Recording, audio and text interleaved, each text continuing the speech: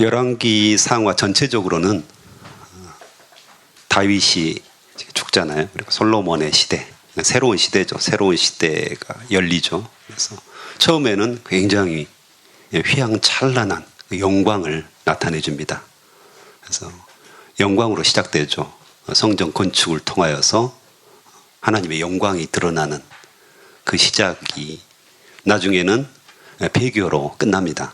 그래서 모든 왕들, 대부분의 북이스라엘 왕들이 다 하나님을 불순종하고 하나님을 거부함으로 다 멸망하는 이야기. 그래서 즉 쉽게 말하면 망하는 이야기다라고 표현을 합니다. 열왕기 상하 전체적으로 보면 점점 망해가는 이야기를 하고 있죠. 그래서 북왕국 이스라엘이 먼저 망하고요. 나중에 남왕국 유다가 망하는 이야기입니다. 근데 이제 여기서 중요한 것은 열왕기 상하를 쓴 저자가 왜 망했는가? 이것을 계속해서 이야기합니다. 왜 망했는가? 왜 북이스라엘과 남유다가 그렇게 처참하게 이렇게 영광스러운 하나님의 성전을 건축한, 오늘 이제 낙성식을 하잖아요. 굉장히 아름다웠고 굉장히 영광스러웠던, 하나님도 그에 대해서 기뻐하시고 흠양하셨다, 기쁘게 받으셨다, 이렇게 표현을 하는데, 그런 나라가, 그런 하나님의 나라가, 그런 하나님의 백성들이 왜 그렇게 망했는가, 그 이야기들을 쭉 합니다. 그래서 오늘 그 하나님의 영광이 드러나는 장면, 성전 낙성식을 하게 됩니다. 그래서 1절에서 보면 모든 지도자들을 불러가지고요, 하나님의 언약궤를 다윗성에 있었거든요. 다윗성에 있었는데 그곳에서 성전으로 옮기는 장면이 나옵니다. 특별히 이제 지성소로 옮기는 거죠. 지성소로 옮기는데 제사장들이 궤를 메어 옮기죠. 당연히 궤를 메어서 옮겨야 된다, 그게 있었는데 그걸 그대로 순종합니다. 그리고 5절에도 보면 셀 수도 없는 제물로 하나님께 예배하는 장면, 모든 백성들이 궤 앞에 모여서, 언약궤 앞에 모여서 제물로 예배하는 모습들이 나오고요. 그래서 마침내 6절에 보면 여호와의 언약궤를 성전 안에, 지성소에 놓아두게 됩니다. 하나님께서 거기에 임재하신다는 상징이잖아요. 그래서 또 설명하기를 궤 안에 두 돌판만 있었다. 두 돌판. 10계명이죠. 10계명 돌판이 있었는데, 이 이제 말씀은 하나님의 중심, 말씀 중심의 삶, 이것이 굉장히 중요한 것을 다시 한번 강조를 합니다. 그래서 하나님께서 그들과 언약을 맺으셨는데, 내가 너와 함께 하겠다, 내가 임재하겠다, 임마누엘 하겠다, 영원히 너를 떠나지도 않고 너를 버리지도 않겠다, 이 약속의 상징이죠. 그래서 굉장히 중요한 거잖아요. 그래서 이건 이제 오늘날 예수 그리스도께서 우리 안에 살아계심으로 완전하게 성취가 됩니다. 할렐루야. 그래서 우리 안에 예수님이 계심으로 말미암아서 우리도 하나님 중심, 말씀 중심의 사람이 되었죠. 그래서 그분만 따라가는, 순종하는 그런 삶을 살게 되었습니다. 그러자 10절, 11절에 보면 구름, 쉐키나라고 하는데요, 이건 이제 하나님의 임재를 상징하죠. 그래서 성전에 가득하게 되었고 하나님의 영광이 성전에 가득해졌다, 이렇게 말씀을 합니다. 요한복음 14장 20절에 보면 그날에 내가 아버지 안에, 너희가 내 안에, 내가 너희 안에 있는 것을 너희가 알리라, 이렇게 말씀하십니다. 하나님께서 임재하시고 예수 그리스도께서 우리 안에 살아계시고 이것을 하나님께서 굉장히 기뻐하신다고 말씀하십니다. 이 구름이 성전 안에 가득했고 하나님의 영광이 성전 안에 가득했다, 이 말은 이 성전을 하나님께서 기쁘게 받으셨다는 것을 의미합니다. 그런데 우리에게 의문이 있습니다. 하나님은 무소부재하시잖아요. 믿으시죠? 어디에나 계셔요.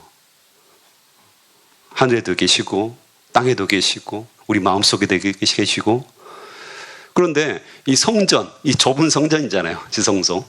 해봤자 몇 평 안 됩니다. 그런데 그 속에 계시는 거, 거기에 거하시는 것이 그렇게 즐거우셨을까요? 그건 아닌 것 같아요. 나중에도 보면 표현이 나오는데요. 17절에 보면 어떤 것을 기뻐하셨을까? 솔로몬이 이렇게 고백합니다. 내 아버지 다윗은 이스라엘 하나님 여호와께 예배드릴 성전을 짓고 싶어 했습니다. 성전을 건축할 마음이 있었더니 라고 개혁성경은 기록하고 있습니다. 번역하고 있습니다. 그래서 단순히 이런 건물, 지성소, 하나님의 언약궤 여기에 계시는 거, 이것을 즐거워하신 게 아니라 뭐예요? 이 마음을 받으신 거죠. 다윗의 마음, 솔로몬의 마음, 하나님을 예배하고자 하는, 하나님을 경배하고자 하는, 하나님을 찬양하고자 하는 이 마음, 이 중심을 받으셨다는 것입니다. 하나님이 계속해서 언약을 지키시잖아요. 약속을 지키시죠. 사랑하시죠. 근데 이 다윗과 솔로몬이 그것에 전심으로 반응한 겁니다. 저희도 하나님을 사랑합니다. 저희도 하나님을 경배합니다. 하나님을 찬양합니다. 그 마음을 하나님께서 받으시고 그 중심을 받으셨다고 이야기합니다. 우리가 하나님께 마음이 있으면 어떻습니까? 더 찬양하고 싶어지고 예배하고 싶어지고 또 기도에 나와서 더 오래 교제하고 싶어지죠. 사랑하는 사람이니까 더 가까이 하고 싶은 마음이 있잖아요. 더 드리고 싶고. 근데 하나님께 마음이 없으면 어떻습니까? 세상 것이 계속해서 눈에 들어오죠. 비교하게 되고, 이거 내가 예배 드리면 이걸 못하는데, 이거 이렇게 드리면 뭔가 못하는데, 이런 마음들이 이제 스물스물 우리 안에 들어오는 거잖아요. 또 세상의 기쁨, 세상이 주는 기쁨이 있어요. 있죠. 네, 누리시기 바랍니다. 그것도 하나님이 주셨습니다. 그런데 문제는 뭡니까? 세상이 주는 기쁨이 하나님이 주시는 기쁨보다 훨씬 커지는 거예요. 하나님이 주신 그 기쁨을 무시할 만큼 세상이 주는 기쁨이 나에게 가득 차버리는 그 문제. 이게 이제 어떻게 보면 우상 숭배잖아요. 그래서 이게 이제 하나님께 마음이 없으면 일어나는 현상입니다.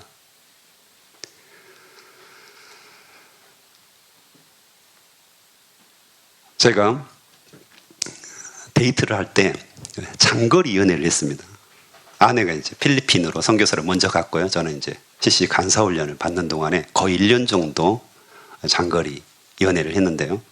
그래서 저희가 113명의 19기 간사라고 하는데 간사들이 동기들이 113명 있었습니다.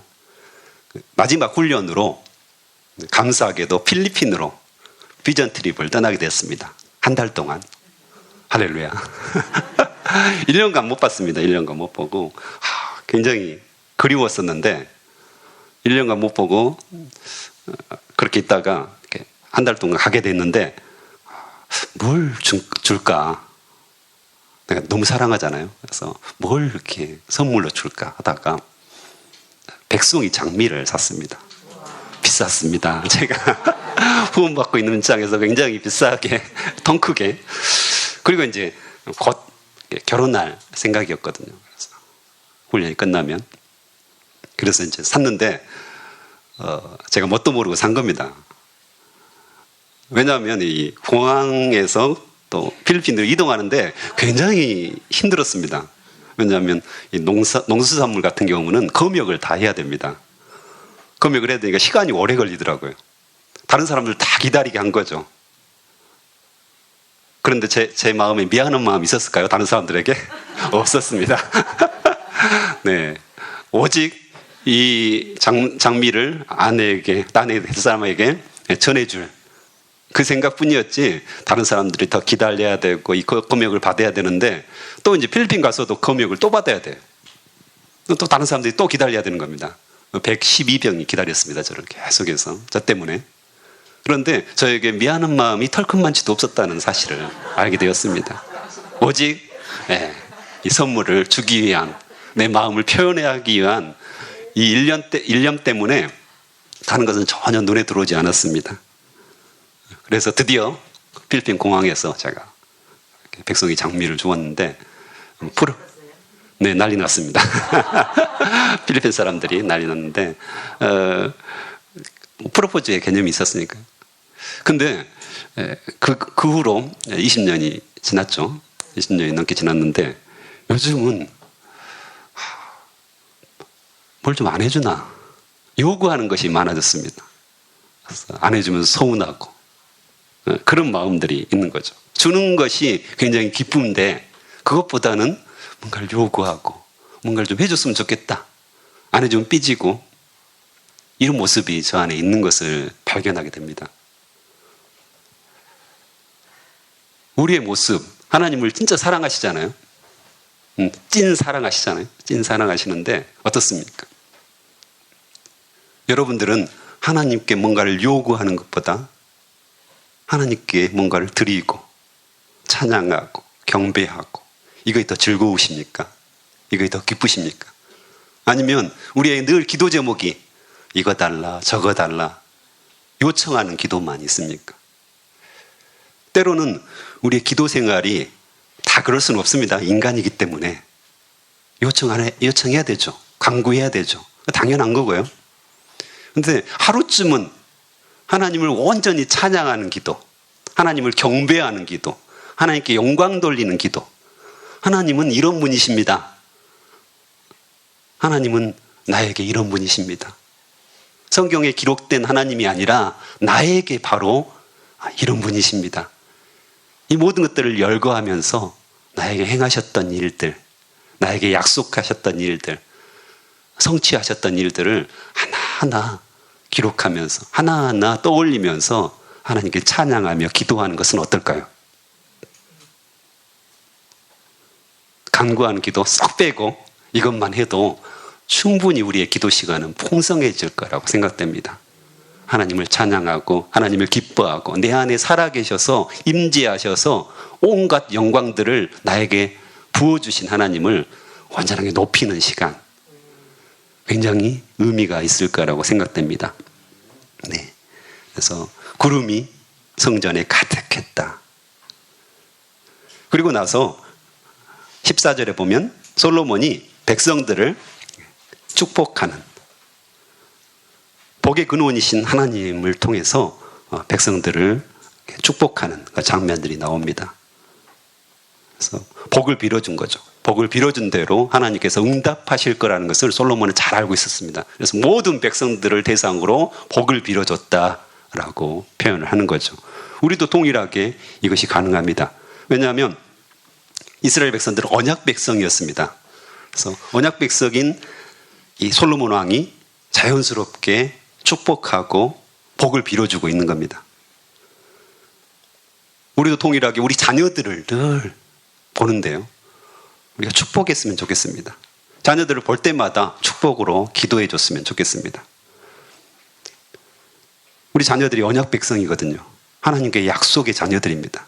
왜냐하면 하나님께서는 우리가 예수님을 믿고 또 하나님 말씀에 순종했기 때문에 약속대로 이거의 천대에 이르겠다 말씀하시죠. 여러분의 믿음이 천대에 이를 줄 믿습니다. 자연스럽게 우리의 자녀들은 언약 백성이 되었습니다. 내가 믿음으로 말미암아서, 그들의 의지가 아닙니다. 내가 믿음으로 말미암아서 하나님이 주권적으로 우리 자녀들을 언약 백성으로 삼으셨습니다. 비록 지금은 혹시 교회에 다니지 않고 믿음을 잃어버린 것 같고 연약한 것 같고, 하지만 그들도 동일하게 언약 백성이 되었다는 사실입니다. 그래서 늘 우리가 그들을 위해서 축복해 줘야 됩니다. 안수해 줘야 됩니다. 우리가 축복 기도하는 거 목사님들만 하는 거 아닙니다. 종종 착각하시는 분들이 있어요. 우리가 왕 같은 제사장이잖아요. 우리 충분히 우리 자녀들에게 축복 기도를 할 수가 있습니다. 정말 우리가 성령 충만하여서 성령의 능력이 가득하여서 우리 자녀들에게 늘 축복 기도를 해줬으면 좋겠습니다. 목사님들한테 받으려면 줄 서야 되잖아요. 시간 걸려요. 내가 직접 해주는 겁니다. 새벽 기도를 끝나고 나서 자녀들에게 축복하고, 또 혹시 멀리 타지에 있다면 손을 들어서 하나님 이름으로, 복의 근원이신 하나님의 이름으로 그들을 축복하고 복을 빌어주는 거, 이건 의미가 있는 일입니다. 그래서 이것을 꼭 빼지 않았으면 좋겠습니다.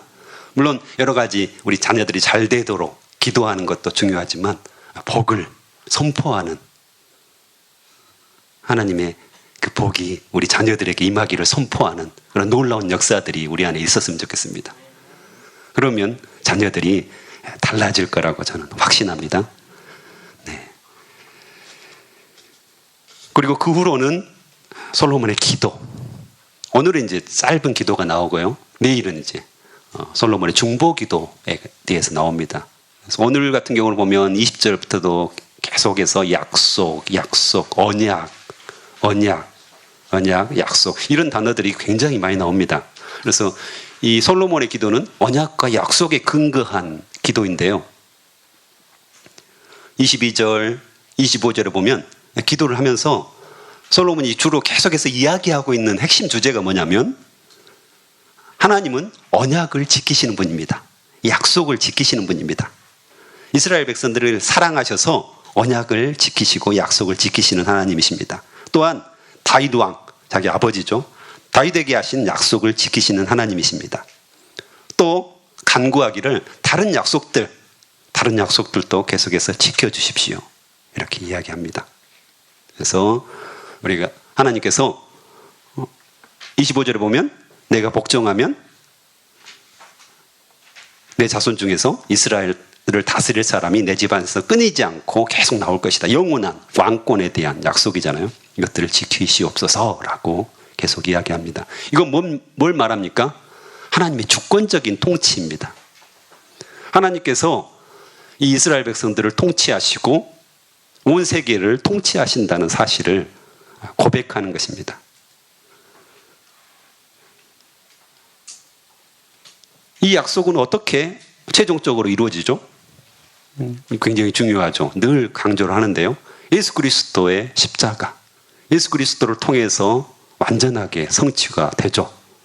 또한 오늘날 그리스도인들 통해서, 왕같은 제사장인 우리들 통해서 이 하나님 나라의 통치가 계속해서 이루어지고 있습니다. 성취되었다라고 이야기하는 거죠.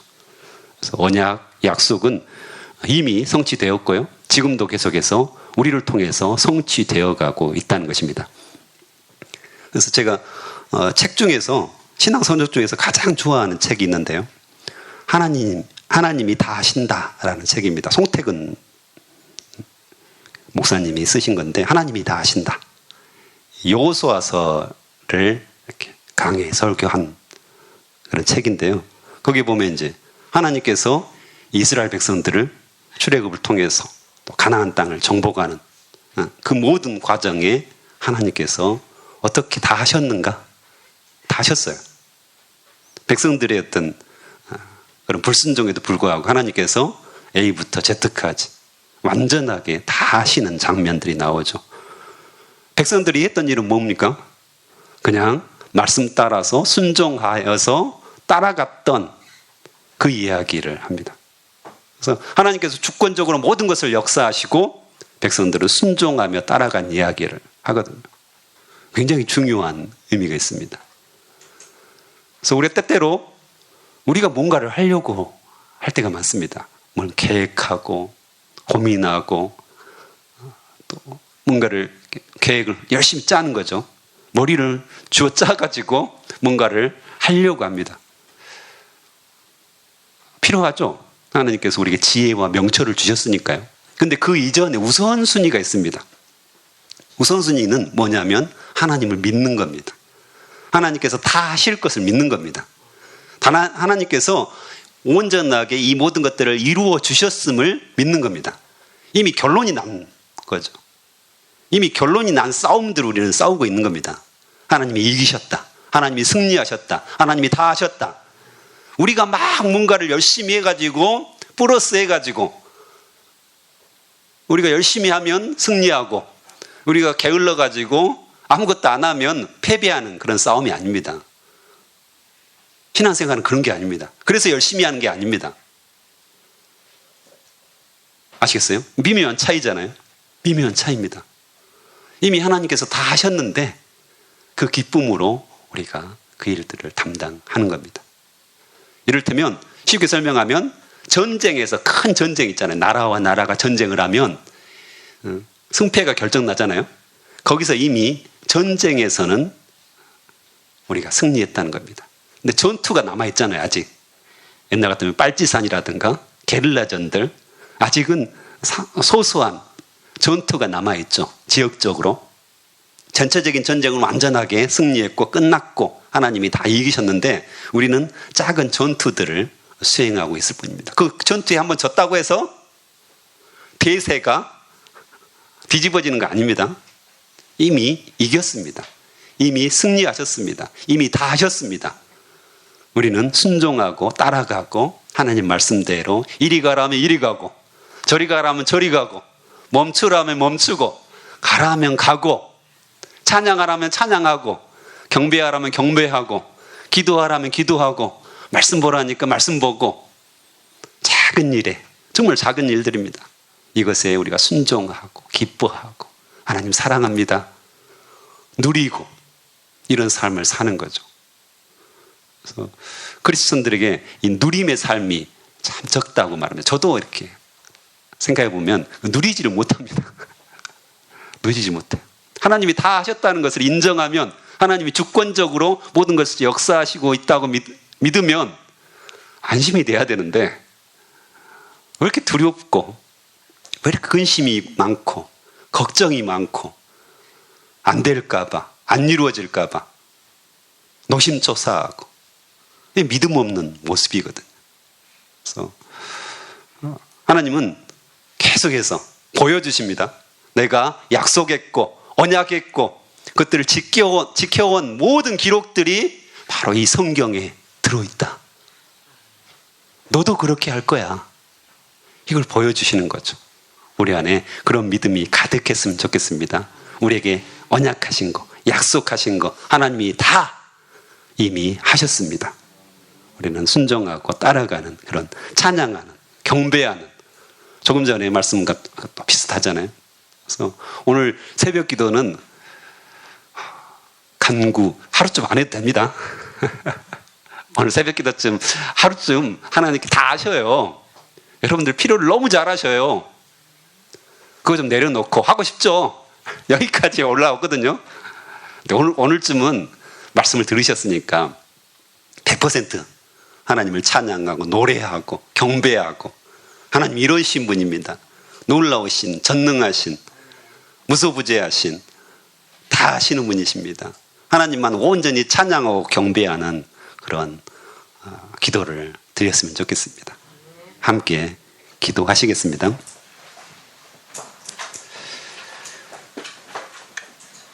하나님 아버지 말씀하여 주셔서 감사합니다.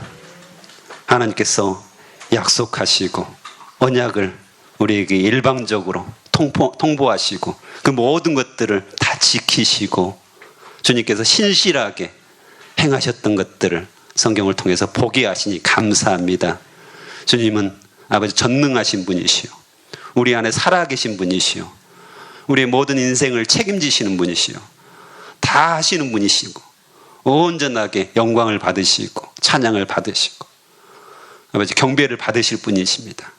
우리 마음속에 그 놀라운 하나님 예수 그리스도께서 살아계셔서 하나님을 하나님께 경배와 찬양을 드립니다. 오늘 이 시간을 통하여서 드리는 모든 경배를 모든 찬양을 주님께서 흠양하여 주시옵소서. 기쁘시게 또 받으시겠다고 말씀하여 주셔서 감사합니다. 하나님께서 또 오늘 또 귀하게 마음을 들여서 드리는 헌금들이 있습니다. 주님이 이미 받으신 줄 믿습니다. 하나님 이들의 모든 소원들 이미 아시고 하나님께서 이미 행하신 것들을 우리가 믿음으로 고백하오니 주여 주님께서 역사하여 주실 것을 믿습니다. 감사합니다. 예수님의 이름으로 기도합니다. 아멘.